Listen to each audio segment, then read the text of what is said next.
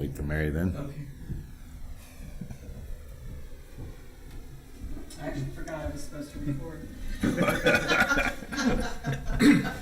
Hey, Mary. Hey, Mary.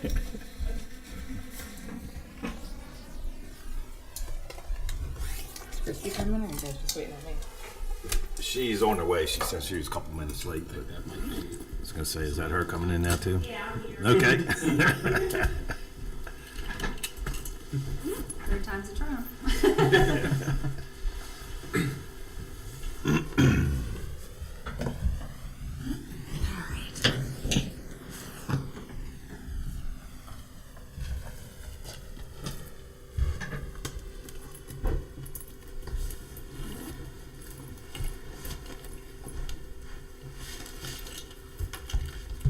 We're all set?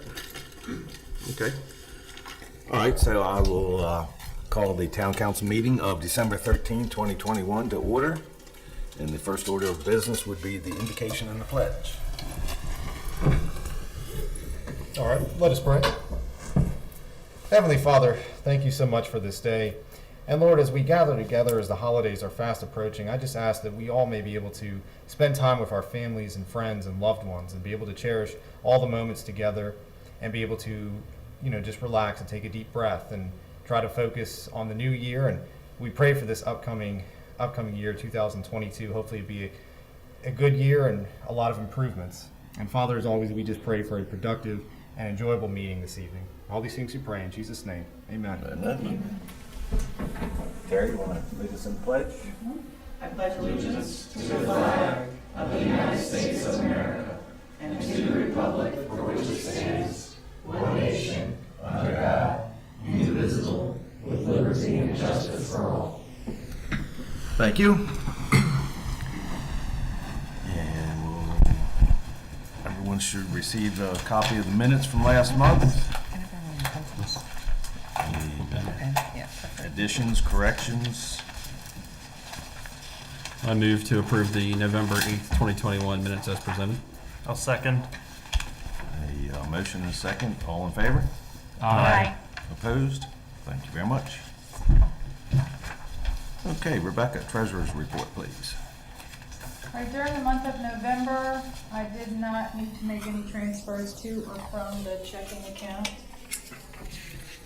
I have programmed some transfers in December that will move money from some impact fee accounts to the general MLGIP account, as the expenses that we are incurring for the treatment plant and for the water tower are going to be partially funded by those impact fees. So what I'm trying to establish is an annual transfer for the expenses that occur in each fiscal year, so that we can start moving towards being able to do really good estimates about the funding that we will have left and what we'll have to supplement that funding. We are 42% through the budget. My only comment is that we did receive the November income tax distribution. That effectively is the first quarterly distribution for FY22, and it is 14.8% higher than the same quarter last year. Okay. You may notice on your accounts payable report, there have been multiple tax refunds issued over the last few months for veterans exemptions. And there is a program that is administered by the state. So for veterans that qualify based on their disability status, they're exempt from state and county and local tax. And so we continue to process those. As of today, we have 38 property accounts in Leonardtown that have qualified for that veterans exemption. Okay. Awesome. The tax sale process begins in November, so I started sending final notices for those customers. It's about triple what I normally send, but hopefully over the next month or two I'll receive payments, and then those that are unpaid get forwarded to the county treasurer, and that tax sale happens in March. So the only thing on my agenda for today is for council to review and discuss what is the recommended budget calendar for FY 2023. There is a council election in May, so historically what we try to do is adopt a budget before that election. So if council agrees with this calendar and approves it tonight, it will allow me to distribute it to all staff. It'll give them about 2 months to work on their budget requests. So here you'll see a February 11th date.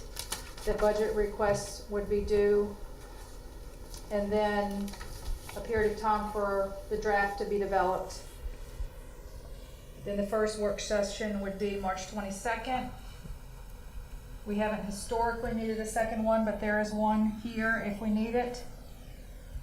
Then by April 1st, we'd have that document available for the public to review, and then schedule the public hearing at the April council meeting. Okay, anybody have any concerns about this recommended calendar?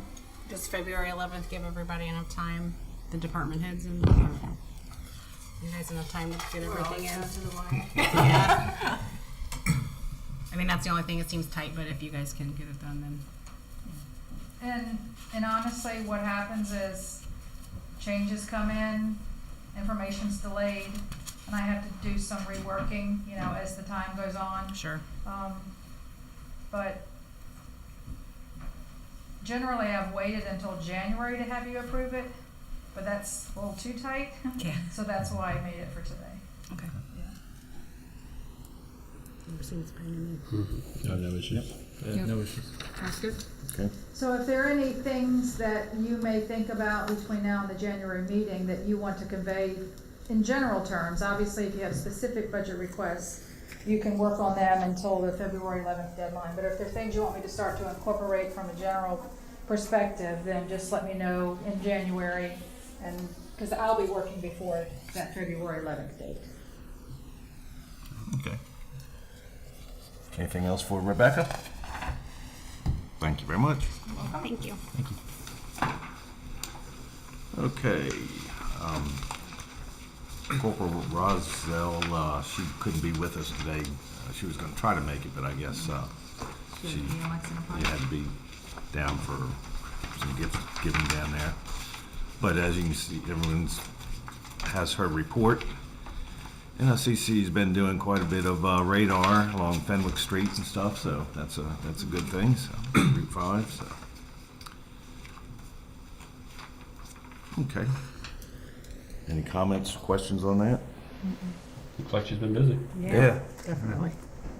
Well, and actually, I'm sorry, skipped over Jada and the planning and zoning. That's okay, you can see me that. I understand.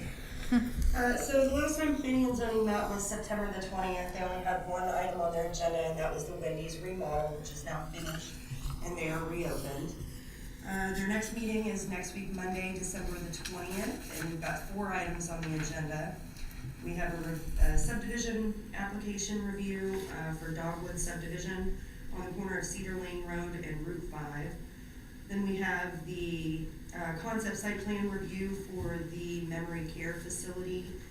And then also for the memory care facility, we'll have a recommendation from Planning Commission to Board of Appeals because it is a special exception use. And then we will also have the concept plan review for a proposed Dairy Queen. Other than that, I don't have anything else unless you have any questions of me. Okay. Any questions? Thank you very much. Okay, Lachelle, move on to your report. First item is to award the town street striping contract. This contract was publicly bid and we had a bid opening on December the 3rd. We only received one bid, and the staff recommendation is to award the contract to Beltway Striping and Traffic Control. It's for a 2-year period with 2 one-year options available for extensions. The original contract, actually the first time we bid it was 2 years ago. We didn't have a striping contract prior to that. And W&W Striping had 2 one-year extensions still available on the contract, but they did not want to go forward with it. The price increases had happened, and it just wasn't profitable for them. And so they wanted us to go ahead and rebid it, and they didn't bid on the new contract. So they the main thing that was added this time was a mobilization fee, because they're coming from Charles County, most of those companies, and for them to come down and do the small jobs. So we try to hold jobs to have a bigger amount of them for them to do at once. But they did add a mobilization fee, and there were a number of items that were increased, and I did a comparison line item to line item, so there were some significant increases, but then also some that went down. But I know that we had heard from W&W the price of paint and being able to get the paint has become really difficult. So. And Beltway they're the ones who are working on our signage now. They've done some striping for us in a pinch when W&W couldn't do it, and they do a really good job.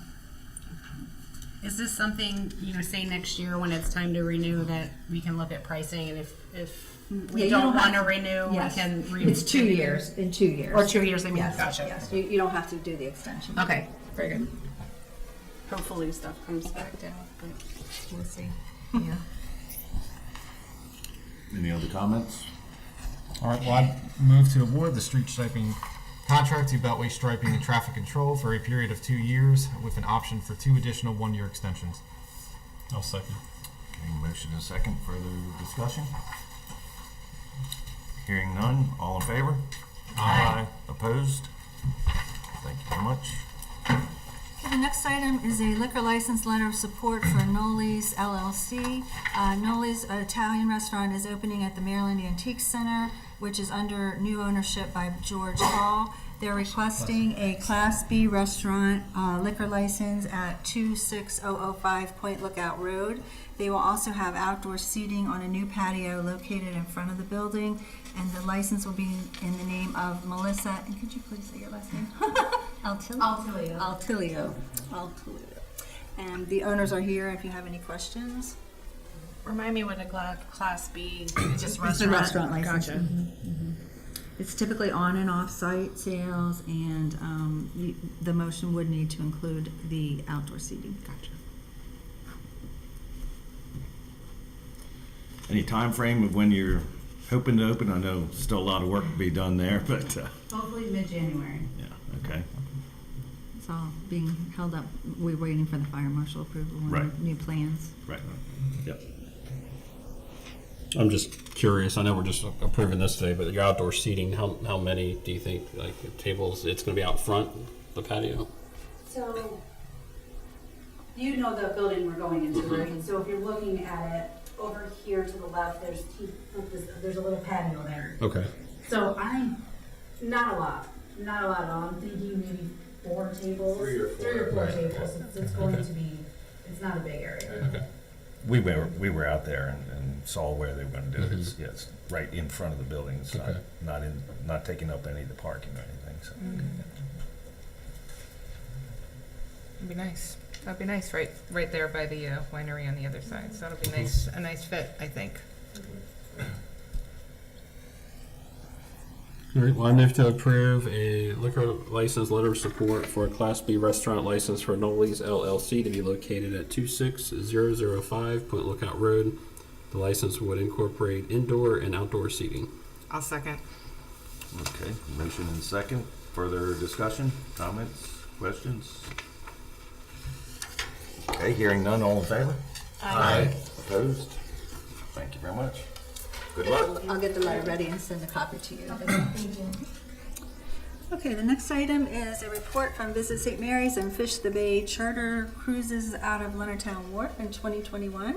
The illustrious Phil Langley is here, and Barbara Zapata with Visit St. Mary's. So they were going to just give us an overview of how the season went in 2021 and ideas they have upcoming, I think. Okay. Hi. Yeah, why don't you stand up if you don't mind, and so everybody can hear you? Great.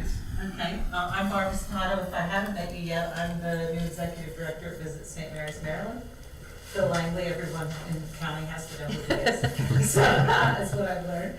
Okay, so we helped support what went on at the wharf this summer as an experiment. And we started in late May of this year. What we did was we offered 2 different 2-hour cruises. One was in the afternoon and one was at sunset, as allowable in conjunction with Captain Phil's existing charter schedule. Between late May and October 31st, we successfully ran a total of 42 cruises, 29 at sunset, 13 in the afternoon. We took a total of 677 passengers from the Leonardtown Wharf to the waters just beyond St. Clements Island. We estimate that many of these people were local from the Tri-County area, although we have not done a full analysis of our customer data. The feedback from the passengers was overwhelmingly positive, and many repeat customers kept coming back with friends and family that were visiting from out of town. We promoted the attraction in the County Times, on social media, flyers in town, and briefly on radio ads that ran through the DC, Maryland, Virginia area, Pennsylvania, and the New York City markets. Both Captain Phil and I agreed that this season was a great success, and we're eager to create a public schedule for next season that we can be respectfully requesting the support and buy-in of the town by way of the mayor and the commissioners. We are seeking your permission to continue and enhance Saturday and Sunday cruises for the season of May through October of 2022. Our plan for the upcoming season is informed by the feedback and attendance of our last season. We have determined that the best way to proceed is with 2 distinct products: a 2-hour sunset cruise on Saturdays and a 3-hour afternoon cruise on Sundays. The sunset cruise will remain as it was: 2-hour cruise out of the waters just beyond St. Clements Island and back. The passengers on that cruise enjoy the serene vistas of Breton Bay, an incredible photo op of the lighthouse and iconic cross on the island that I think many local people have not even seen, and of course the beautiful sunset as they return to the wharf at dusk, Mother Nature willing. The afternoon cruise will take the same cruise, but our plan this year is to dock at the island and allow passengers time to visit and explore St. Clements Island Park at their leisure. We continue also to be committed to offering more cross-promotional opportunities to the local businesses of Leonardtown. Our goal is to encourage passengers to purchase food and beverages from local establishments, to enjoy on the cruise, to patronize local shops, restaurants, and bars both before and after their cruise. And we plan to work with the inn to create package deals that will include cruise tickets. Our plan is to begin the cruises at Leonardtown Wharf with a sunset cruise on Saturday, May 7th, 2022, and an afternoon cruise that Sunday, May 8th. The departure times for the cruises will vary as they did this year, determined of course by the time of the sunset, but all cruises are planned to disembark before dark. The ship, the Lisa S., will plan to arrive in Leonardtown on Saturday and depart on Sunday, but will again need to remain docked at the wharf on Saturday nights. The schedule will adjust, of course, to any other scheduled activities like the vintage boat regatta and anything else that the town has planned that may prohibit access to the pier, just as we did this year. Ideally, we would also like to get permission to place temporary signage during the season at the wharf that would include a QR code for purchasing tickets. This signage would have 2 purposes. First, it would promote the cruises to any visitors at the wharf all season, regardless of whether the boat is there. And second, and most importantly, it would reserve the end of the pier for safe on and off boarding of the passengers. This season, we observed many small private watercraft parked for long periods of time while the passengers used the facilities or played in the water. Although the current signage prohibits jumping from the dock or from watercraft, we have observed that this activity does occur fairly frequently down there. The smaller private craft will still have ample parking because the slips are never all filled, and boats that are towing other equipment like tubes could still pull up and use the head of the pier to let passengers on and off. This small change would also create opportunities for any other businesses that wanted to try to do something off of the water there, including the seaplane that I understand used to be there, because they could all use that pier, that public pier safely, which larger crafts can't get into those smaller spots unless you're a really good driver like Captain Phil. So Captain Phil is committed to adhering to any existing town regulations and strives to be seen as a contributing member of this vibrant community. Visit St. Mary's is also very focused on being a great partner, as we recognize Leonardtown as a cornerstone for tourism in this county. So as we try to move this experiment to an actual attraction, we seek to collaborate with you, the mayor, the commissioners, and the LBA to the benefit of our community and our visitors. We're open to questions or comments, and we thank you for your time.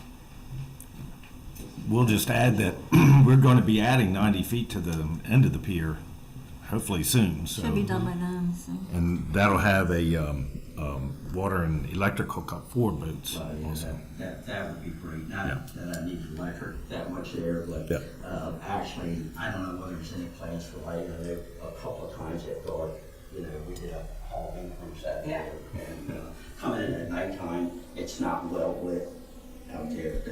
The footing on the pier is, but coming in at nighttime, there's really no lights on the pier to kind of safe dockage. Sure. Okay. Everything worked. I mean, most of the people that I took out of there this summer, they were excited. They thought it was the best thing since sliced bread, that something like that was offered there. So they seemed to really enjoy it.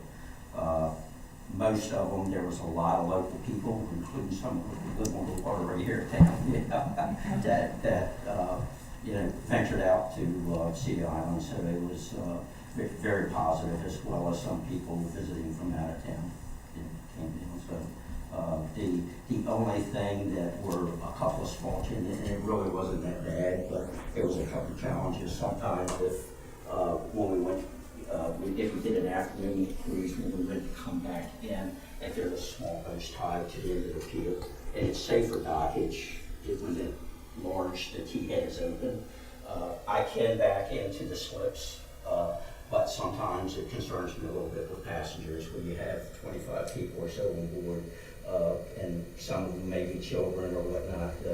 Thought of them sticking their arm out, with the islands catching them or something like that, backing in. Sure. So that's why I kind of like the idea of the T-head or the L at the end of the dock as far as safer dockage there. And that was that was the only downside. It was an experiment for me and visit St. Mary's as far as doing this, but it worked well, I think. I had to do a lot of jumping back and forth just because I didn't have all this planned. So what my intention was is to take that vessel next summer, and isolate it on the weekends to Leonardtown, just doing these cruises so I don't schedule other things on it and make my life crazy. So, with your blessing, of course. No, I think it's great. I'm glad to hear you had 700 participants, so that's great, bringing that many people to town. It's kind of surprising because a number of times that I would come in with people and people were kind of milling around, the wharf and said, we had no idea there was anything like this going on or that was even offered here in Leonardtown. So that's where maybe perhaps signage or something like that would help, just to kind of let them know that Sure. there might be something else to do there. Yeah. And I think now that we know, we can kind of coordinate more of the publicity, and I think Yeah. it'll go smoother next year. Yeah, it is our plan. It really was an experiment, and it was right as the reopening happened, and as I showed up, we were figuring it out, but we do have a plan to put some significant marketing dollars behind marketing this outside of the Tri-County area through our state grant money. And that, of course, will bring more attention to the town of Leonardtown, which I think we'd all like. Sure. Yeah, great. Thank you all very much. Thank you. Thank you. Yeah. Questions? I was going to say, any comments, questions? I just want to thank you both, Captain Phil and Barbara. I think it's been a great approach how we went about this. It's been a great experiment, and I'm glad that it is working. And I mean, I think you said 42 cruises and 677 passengers. I mean, that's pretty awesome. So I'm glad it's working out, and I appreciate it and hope we can continue. So thank you. Thank you. I do have one comment. It was something that was brought up. So, I mean, I fully support this, but so what if another business wants to come in and do it? Do we ask them to exchange schedules, or we say, no, we're sticking with this and reserve the spot? That's when. Yeah, I mean, I think it's up to you all how you want to handle it. I mean, it depends on, what they would be offering. I don't know that you want to have somebody doing the I was going to say, same thing. I was going to suggest that if somebody does inquire about it and wants to do something a little different than this. Okay. So, Yeah, I'm fine. I just If fully somebody, support, if but somebody proposed it, I don't think you want to have, no one's going to be successful if you have too many people doing the same thing, for sure. just 677 people is a lot. So I didn't know if another captain would come and be like, hold on, I want to get in on this. So Yeah. I just want to know, but I fully support putting signage up and advertising it and reserving a spot. But I just wanted to bring that. Right, I mean, Yeah. like I said, if you would just want to get a proposal from someone and see what they're doing, I just think you just would want to make sure it's something different, Yeah. And the other thing I would say is we would want to memorialize it like we did with the seaplane with an agreement, and he provided his insurance and everything, but I think we would just want to do an official kind of operating agreement this year. And if I could comment on that as well, Visit St. Mary's does not have any financial relationship here. We put this up because what we wanted to do was see some activity, first of all, on the water that was available to visitors here in St. Mary's County. That's a challenge. And then, of course, Leonardtown, you guys have a beautiful wharf, so we were very interested. So if there were other businesses interested in putting up other water products, we'd be very interested in supporting them in that as well. And we would want to work with them. But I agree with what Michelle said, which is, I think there are still other products that could go on down there that would not be direct competition, and I think Right. that would be the way I would think about developing that, is having a multitude of products. So not everybody wants to sit on a boat for a couple hours. Some people may want to get in a tube. Some people clearly want to get on a seaplane. There's a lot of, there's a vast audience for getting on the water in this county, and we can capitalize on that with anyone who's interested. Okay. Great. And Barbara, you could have said, how many can you take, or Captain Phil, how many can you take out at a time? Is it, My vessel was actually Coast Guard inspected for 48 passengers, but I cap it at 30. 30, just okay. because of space in the room. Right, So, but if there was 32 that showed up, actually, I wouldn't want to take them, but we advertised for 34 for the boat. okay. Well, I think this is excellent. I'm really glad to see it succeeding at Leonardtown Wharf, so that's good. Was there something you wanted to add? Yeah, please. Yeah, I do have one question, because Sure. I would be willing to do so, but I may not qualify, but I would be willing to join the Leonardtown Business Association, but I'm not technically. You actually can. Mm-hmm. Sure, That'd be great. certainly. That'd be great. Yep. Yeah. I think it's It would open be to great. any business. Yeah. Yep. It's open to any business, so. And you would technically be a Leonardtown business because you're operating out of the wharf anyway, so, yes, no If problem. you could provide me whatever Sure. information I need to do. I will do that. Yep, certainly. I give credit, he's my first recruit to the OBA. You get a high five. Okay. Great. Thank you all very much. Thank you. You all don't have to stay for the meeting, but you can. I just didn't want them to, they were looking like. No, you're allowed to leave. All right. Next item is Slice House, additional overflow seating at 41565 Park Avenue.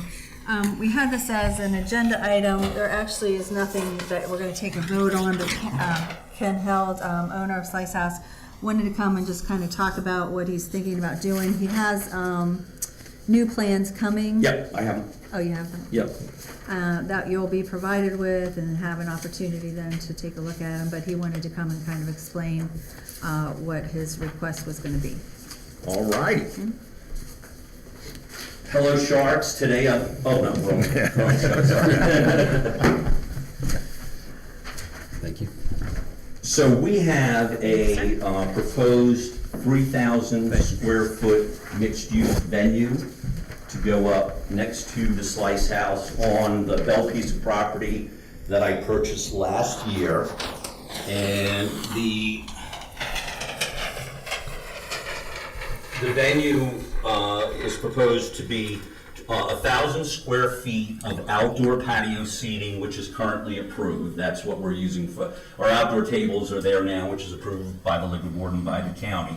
And then there'll be 2,000 square feet of heated and air-conditioned space with garage doors on either side. The intended use of the space is basically just a mixed use. We would use it for music, we would use it for birthday parties, we would use it for receptions. The guy that is using the square during the summer to do his religious services, in the winter, obviously, we're closed on Sundays, so we would certainly offer it up to them. Also, we want to make sure that the space is available to basically anybody that would want to use the space along with us. We think it would be a great place for birthday parties, movies. So there's a lot of different things that we could do. We had initially intended to put a bar in there. The bar has now been taken off the table. The only thing it will be is 2,000 square feet of adjustable space with 2 bathrooms that are going to be required. And the reason why I'm here is we have been talking about, we did not have enough parking for the venue. Michelle and I went through, and the requirements are 16 restaurant parking spaces and 22 event parking spaces for a total of 38. Once the venue is up, we'll be removing the walk-in freezer and the shed that's in the back. And so this is the revised parking that we have that shows that we will have 33 parking spaces available. If there's any questions, now there are 6 spaces that are doubled up. That's employee parking in the bottom where the dumpster is. So if that's an issue, just let me know. But other than that, all this space is currently there. The only thing that's going to happen is since these parking spaces are next to one another, this will shift 12 feet this way, and we'll have the proper aisle in between for the additional spaces. So this is currently basically what's there. Yeah. So that'll all be striped and. It'll all be striped, yep, everything's gonna get re-coated and re-striped. So the 9 spaces that are up front are current.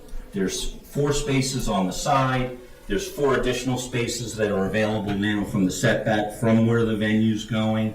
And then there's another dozen spaces that are directly behind the building that are currently there. Like I said, the only thing is right now they're next to one another, so you couldn't use them like that, but they can be spread out. There's plenty of room in order to spread them out and have an aisle in between. They'll probably be slanted in order for them to work. And then again, the other 6 spaces at the bottom would be employee parking.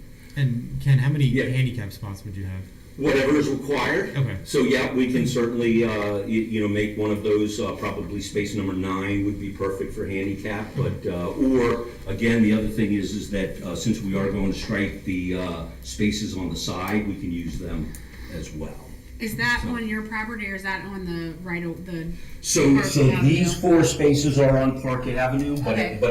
but you can park there in front of the building. There are 4 spaces that are available Gotcha. there. On the other side of the street, the curb is yellowed for fire. Drive-through. Yeah, for drive-through. Okay, But people do park there now, and what we would do is Stripe it. we would line those as well. So Ken, the sheds are going away completely. The shed's gonna go away, and Here, the shed's sort of like right here, taking up Okay. 10 and half of 12. Okay. So as soon as this is done, the shed will leave, and then the walk-in's right there, and then this will come out. So there's plenty of room for the 12 parking spaces there. So then you're short 5, right? So I'm short 5, and I understand that there is a item called parking in lieu, and so we are willing to pay for the 5 spaces with respectfully asking for 4 spaces for free. That we're saying that was the same that was offered to Sweet Bay when they took over the 4 spaces up front. They did not pay for those. So 1 additional space. If for some reason when everything is done, if there are any short spaces, 1 or 2 spaces, we are more than willing to pay the $1,200 parking in lieu fee for those spaces that are short. Hold on, sorry, back. What 4 free parking So spaces? there's Not Sweet Bay. we're 5 spaces short, and each space, according to your guidelines, are $1,200 each. And the only thing that I'm asking is that I get the same treatment that Sweet Bay did, which is when they took the 4 spaces out front, they were not charged the $1,200 for the 4 spaces that now is their outdoor patio. So what all I'm requesting is that I get 4 of the 5 for free, and I pay for 1. Technically, 2 are actually temporary, and they've gone away. Okay. Yeah. Well, that's fine. That's fine. Sure. There were 4 spaces that were that were taken. There were 4 spaces. that were And we did that because of COVID and everything. Totally agree. So. Totally agree, but it's, COVID's coming to an end and it's over, so. Yep. So which parking spaces are they on the map? Which ones? No, so I don't have them. So I'm 5 short for the required, I need 38. Yeah. And so because I'm 5 short, there is a provision that I can pay for the spaces that I'm short. Okay, I thought there was public parking around that you. No. This just shows what's on our property. That's the 33 spaces of the required 38. So the request is for the parking in lieu fee to be assessed and the project to continue. Okay.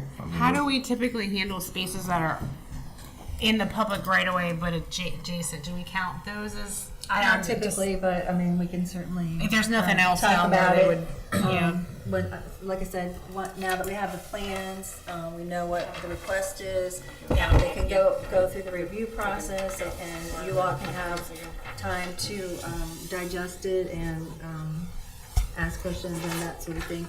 Ken just wanted the opportunity to explain it. So will this go through? This will go back through planning and We'll zoning. go through the planning and zoning process. Like I said, now that we have the plans, it can go through the review process, and it will be put on the agenda for P&Z, and then you all would approve an EDU. He would need an EDU for the bathrooms, and he would need the parking fee in lieu comes to you guys. Did we determine whether or not the Slice House 3 EDUs were enough to? Yeah, not yet. Not no. yet. So Okay, we so would- we if there's an so we EDU, currently have 3 EDUs at the Slice House, and I don't believe that we're using because this is a the different 3 parcel, EDUs. we have to really look at that. So we'll examine all of that information, and then it will come back to you guys for a So decision. y'all will do all the work, you and Jada will do the work, and Yes. give us a report the next month. And then also through the permitting process, there has been some discussion on whether or not the Slice House is downtown or it's not downtown. And it should, according to all the maps that I have pulled up, it does qualify as a downtown business, and I do pay downtown taxes. And any of the public records that have the zoning is, the Slice House is indeed considered the same as if it were on the square. Sure. You know, sometimes we look at it a little bit differently because we're a block off the square. Sure. So. Ken, do you have a picture of this with the Slice House? Because this makes it look like a standalone building. Doesn't it attach? It is a standalone, no. It doesn't attach no, at all? it doesn't attach at all. No, it doesn't attach at all. It's literally 12 feet from the Slice House in the adjacent piece of property that used to be the Bell property where they used to park. So I purchased that property a year ago. So it doesn't, so where you have the current outdoor seating does not connect to this? It technically does, because you're just gonna walk right out the door, and then there'll be the 4 parking spaces and then the venue. So if you walk out of the Slice House, where we have the tables there, those will now be undercover as opposed to just sitting on the asphalt. That's the front space of this. So technically there's a building here? Yeah, correct. Like, That is correct. Yes. kind of like that? Yeah. Okay. Yep. And then, so for overflow parking, where are they where are they gonna walk in from town? They're gonna just park Absolutely. wherever? The way that I look at it is that in a sense we're no different than any of the other businesses on the square that don't have any parking, including the Rex, including, Sure. Yeah. including Dos Amigos, Everybody. which is now gonna be social and all that stuff. Yeah. So what we want, what it's important is that, yes, we're willing to pay the $1,200 for the spaces that we're short, but on the same token is what I don't want the project to be negatively affected by is the fact that there's no additional parking. We want to be treated as if we're, any business on the square where people find a place to park. And clearly, I mean, the roads were shut down during the Christmas tree lighting ceremony, and we had our busiest day, one of our busiest days ever. So. People will park, people will get there. Yep, yeah. And then, and additionally, before, you all are aware that the Bell property is now sold in its entirety, so I was trying to. Well, there's a contract on it. A contract, yeah. But yeah, so Donald and I were talking about acquiring a piece of that property, and now the entire property is under one entity. They were gonna break off a piece for me. I see. Did you just bring the one copy? I did. Okay. I did. Okay. Yep. That's good for now. Okay. We can talk about the process and All right. all that. And what are next steps? So we can look at it tomorrow and start the review process. Okay. And we will need more copies, but I can let you know. Okay. And I have them electronically as well. Any questions? Thank you for providing us this. Yeah, Plan. I think Makes it a lot clearer. I think it's gonna be a great space. I really do. I think it's good. I think it's gonna be, my customers are excited about it. We've talked about it, and then to provide a space for, the town and the community to use, where it's not just another bar or whatever. And that was what our intention was, is as we rethought the project. But even the outdoor, the 1,000 square foot outdoor space. The other thing is, and I say this, is if for some reason we didn't want to move forward or whatever, I would still like to wreck the building, and I will use the 2,000 square feet for storage. I'll get some classic cars or something. But the patio is as important as the rest of the building, because you all know, as busy as we are on Friday, that when it rains, we lose 80 outdoor seats, and this is going to be a fantastic place for people to be, on nice days out of the weather. I see what you're saying. So you want the building no matter what. Right. But what I'm saying is if for some reason, there's some opposition against, I am completely flexible for the intended use of the space. And I will back up, and say, hey, okay, I understand, we'll do something, differently. But I do want to. Now that has the footprint changed? No. Okay, so with the framing that you have doesn't have to change? Footprint's exactly the same. Yep. But I'm just saying, if for some reason, you wanted more clarification of what the 2,000 heated and air conditioned space was going to be. If you don't want me to heat and air condition, if you don't want me to put sides on it, I don't have to put sides on it. So I'm completely flexible in terms of what we need to do to get the project to move forward. Good. All right. Appreciate it. Thank you. Thanks for coming in. Bringing it in.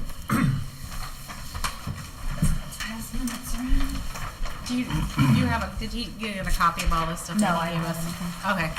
I'll have to get one more or somebody, yeah. Just so you have it for the records. Thank you. Here, you want to stick it up here? All right, next on the agenda is the announcement of the winners from the photo scavenger hunt. So this was the first annual photo scavenger hunt, and it was held the weekend of November 11th through the 14th. It was the brainchild of Mr. Jack Seagrove, and he's here today. I actually, the first trolley ride, he and his two granddaughters were on there, and I was on there putting out the signs, and we introduced ourselves and started talking, and he had the idea, and I loved it. I thought it was really great. We actually had 25 different individuals and families who entered the contest for this first time. I thought that was pretty good. There were 15 categories, and we have an adult and a child under 16 category in each winner in each of the 15 categories. And tonight we will be announcing those winners, and then we had four adults and 4 children, but I was one of the adults that participated, and I'm withdrawing mine. So we will do a drawing for an overall winner, adult and a child, and we have had such a great turnout from the businesses. We have gift cards from almost all the businesses downtown, and different prizes. The prize basket for the adult is worth over $550, and the child is over $150. And then each of the category winners, both the adult and the child, will get a $25 gift card from various restaurants and the various businesses, I should say. And then the children, we worked with Yellow Line and Above Par for those gift cards. And so I think it was a great success. I actually, when I was out on Saturday with my daughter doing it, someone saw the logo on my daughter's shirt and said, "Oh, were you part of this?" And so she said, "Yeah." I talked to them, and she was like, "Oh my gosh, my teenagers never do anything with me, and they spent the day with me taking pictures. This was fantastic." And we heard a lot of feedback like that. It was really great. Some really heartwarming stories, and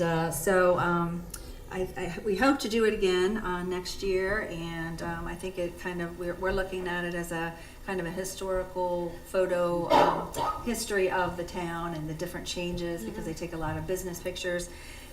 So with that, I'm going to say the names of the different winners. So in the animal category was Ed Fitzgerald as the adult, and Delaney Ray as the under 16. History was the adult was Brittany Mitchell, and the under 16 was Ashlyn. Zizowitz. Okay. Yes.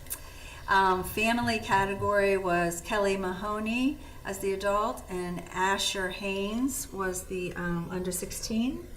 The color orange was Kathleen Zizowitz, and Ashlyn, her daughter, was the under 16.